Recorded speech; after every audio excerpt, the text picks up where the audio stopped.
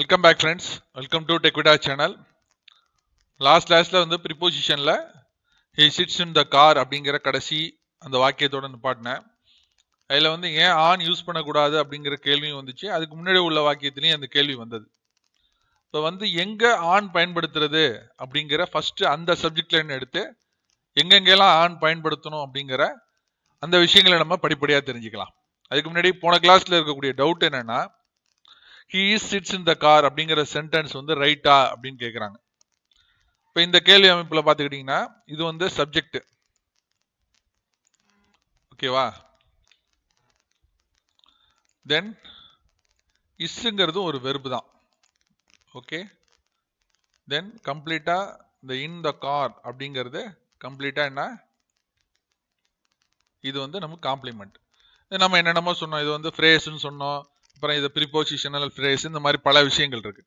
இப்போ இஸ் சிட்ஸுங்கிறது என்ன அப்படின்னு கேட்டிங்கன்னா, இஸ்ங்கிறதும் ஒரு வெர்பு தான், சிட்ஸுங்கிறதும் ஒரு வெர்பு தான்.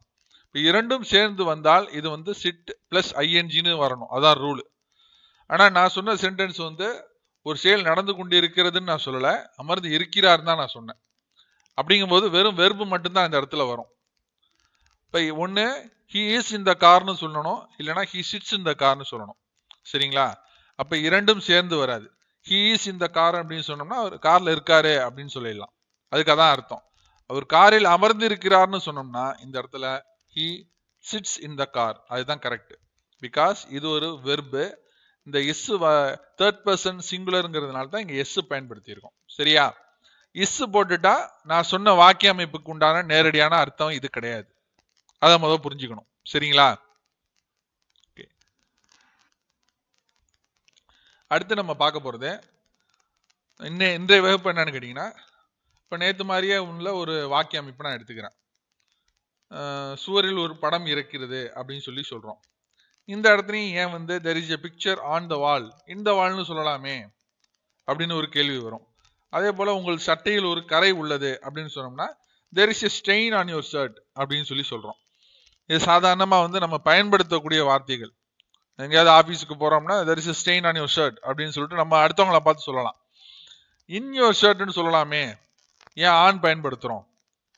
இந்த வால்னு சொல்லலாமே, ஏன் ஆன் பயன்படுத்துறோங்கிற அந்த கேள்வியோட, அதே கேள்விகளோட நம்ம இந்த கிளாஸ்க்கு போவோம். சரி, ஃபர்ஸ்ட் ஆன் எங்கெல்லாம் பயன்படுத்துறோம் அப்படிங்கிறத முதல்ல தெரிஞ்சுக்கணும், அதுதான் மிக முக்கியம். ஒரு சர்ஃபேஸை பயன்படுத்தி சொல்லும் போது, நவுன் வந்து ஒரு சர்ஃபேஸாக இருக்கும்போது அதன் சர்ஃபேஸ்க்கு நேரடி தமிழ் அர்த்தம் வந்து மேற்பரப்பு. நவுனுடைய மேற்பரப்பில் அதை சுட்டிக்காட்டி சொல்லும் போது அந்த இடத்துல நம்ம ஆன் பயன்படுத்தணும், சரியா? அதுல வந்து மாற்றம் இருக்கக்கூடாது. நவுன் எங்க இருக்கிறது அப்படிங்கிற வேறுங்கிற கேள்விக்கு தான் வந்து நம்ம ப்ரிப்போசிஷன் வந்து பதிலா இருக்குன்னு சொல்லி சொன்னோம். அப்ப நம்ம அந்த ஆப்ஜெக்ட் வந்து எங்கே இருக்கிறதுன்னு சொல்லும்போது நவுனை தான் நம்ம சொல்லி ஆகணும்.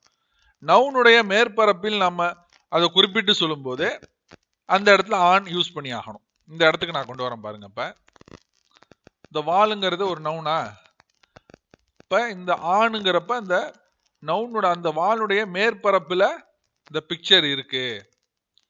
வாளுங்கிறது சுவர் தானே, சுவற்றில் மேற்பரப்பில் அந்த பிக்சர் இருக்கு. ஆனா படிக்கும்போது நமக்கு அந்த அர்த்தம் அந்த நேரடியா அந்த நம்ம சொல்றது இல்லை. சுவரில் மேற்பரப்பில் ஒரு படம் இருக்கிறதுன்னு சொல்றது இல்லை. ஆனா எப்படி சொல்றோம்னா சூரியல் ஒரு படம் இறக்கிருந்தா நம்ம வந்து வாக்கிய அமைப்பு வருது. அதே போல ஷர்ட், ஆன் யுவர் ஷர்ட் அப்படிங்கும்போது சட்டுடைய மேற்பரப்பில் தான் வந்து அந்த கரை இருக்கு.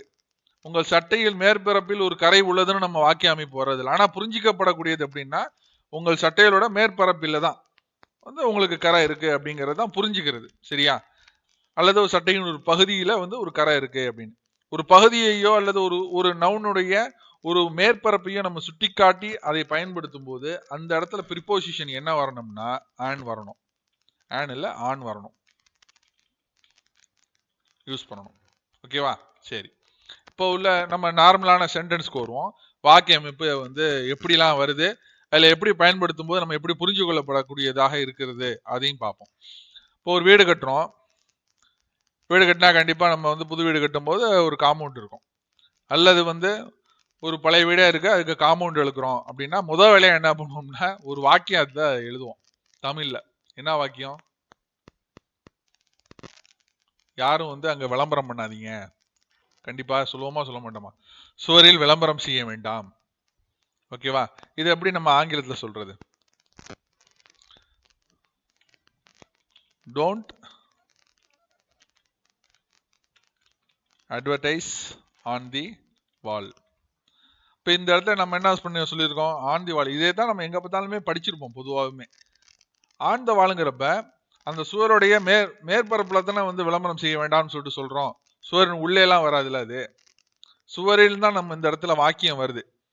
ஆனால் நாம் புரிந்து கொள்ளப்படக்கூடியது எப்படி இருக்குன்னா, சுவருடைய மேற்பரப்பு, அந்த சுவருடைய அந்த மேல் பூசி இருக்கக்கூடிய அல்லது பெயிண்ட்டுக்கு மேல இருக்கக்கூடிய அந்த இடத்துல தான் மறைமுகமாக நாம் புரிந்து கொள்ள வேண்டியது அதுதான் அந்த இடத்துல. சரியா? இப்ப இன்னும் சொல்றாங்க, இன்னும் சொல்லுவோம். இதே சென்டென்ஸ் வர்றதுனால இன்னொன்னு என்னன்னா, போஸ்டர் விட்டாதீங்க, மீறினால் தண்டனைக்குள்ளாகுவீர் அப்படின்னு சொல்லிட்டு சொல்லுவோம். இப்ப இதுக்கும் எப்படின்னா, don't stick posters on the wall. இதுவும் வந்து பொதுவாக எழுதப்படக்கூடியது. இது ஏன் இந்த வால் வரல அப்படிங்கிறதுக்கு இப்ப நமக்கு விவரம் புரியும். ஏன்னா இந்த நவுனு, இந்த வாலுங்கிறது நவுனு, பேர்ச்சொல். அப்ப அதுக்கு மேலே இந்த போஸ்டரை ஒட்டாதீங்கன்னு தானே சொல்றோம். நம்ம புரிந்து கொள்ளக்கூடியது, சுவரில் போஸ்டர் ஒட்ட வேண்டாம் தான் நம்ம பொதுவான வாக்கியம். ஆனா புரிந்து கொள்ளக்கூடியது வந்து மேற்பரப்புல அதை ஒட்டாத அப்படின்னு சொல்லி தான் நம்ம புரிஞ்சுக்கொள்றோம். சரி, அடுத்தது என்னன்னு பார்ப்போம். வீட்டில் வந்து தாத்தா புகைப்படமோ இல்லை வந்து ஒரு சாமி ஒரு போட்டோவோ இருக்கு, புகைப்படங்கிறேன், போட்டோ இருக்கு. யாரும் நம்ம வந்து புகைப்படம் சொல்றது இல்லை, போட்டோ இருக்கு. அதை வந்து நம்ம பையனோ தம்பியோ கேட்குறாங்க, என்னம்மா இங்கே இருக்கு, இதை எடுத்து எங்கே வைக்கிறது அப்படின்னு கேட்கும்போது சோத்துல தொங்க விடு அப்படின்னு சொல்லி சொல்றாங்க. இப்போ நம்ம எப்படி சொல்லுவோம்? அந்த போட்டோவை சுவற்றில் தொங்க விடு அப்படின்னு சொல்லி சொல்லுவோம். இப்போ இதை வந்து எப்படி நம்ம ஆங்கிலத்தில் அந்த சென்டென்ஸ் அமைக்கிறது? இப்போ அந்த புகைப்படத்தை, த போட்டோ, ஓகேவா, சுவற்றில்ங்கிறப்ப வால் அப்படிங்கிறது வருது, தொங்க விடுங்கிறப்ப ஹேங்கு, தொங்க விடு அப்படிங்கிறது சரியான இது வந்து ஹேங்கு. இப்போ த போட்டோ ஹேங்னு வர்றதை விட ஹேங் த போட்டோ, அந்த வாக்கிய அமைப்பு நல்லா இருக்கும். ஹேங் அந்த போட்டோ, தட் போட்டோ. சுவற்றில் அப்படிங்கிறப்ப இந்த வாழா ஆன் த வாலா? சுவற்றில் மேற்பரப்புல தானே நம்ம தொங்க விட போறோம், புரியுதா இல்லைங்களா? அப்ப ஆன் தி வால், புரியுதா? சரி, இப்ப நம்ம ஆன் த வாலே வச்சிட்டு இருக்க வேணாம், இப்ப மாத்துவோம். மழை நேரமா இருக்கு, ஓட்டு வீடு, கூரை வீடு அல்லது வந்து ஒட்டு போட்ட வீடு இருந்தா கூட அந்த வீடுகளை எல்லாம் வந்து தண்ணி சொட்டும், மழை நீர் சொட்டும். இப்போ வந்து நம்ம என்ன சொல்றோம்னா, எங்கன்னு தண்ணி வடியுதுன்னு கேட்கும்போது அவங்க சொல்றோம், மழை நீர் வந்து அந்த சீலிங்ல இருக்கக்கூடிய அந்த விரிசல்லேருந்து தண்ணி வடியுது அப்படின்னு சொல்லிட்டு சொல்றோம். மழைநீர் வந்து சீலிங்ல ஒரு விரிசல் இருக்கு, அதன் வழியா அந்த தண்ணி சொட்டுது அப்படின்னு சொல்லிட்டு சொல்றோம். இதை எப்படி நம்ம வந்து சென்டென்ஸா ஃபார்ம் பண்ணி சொல்றது? தெரியுதுங்களா? கொஞ்சம் நான் இந்த இடத்துல எனக்கு இடம் பத்தல, அதனால இதை எடுத்துக்கிறேன். சரி, இப்போ வந்து மழை நீர், இந்த ரெயின் வாட்டர்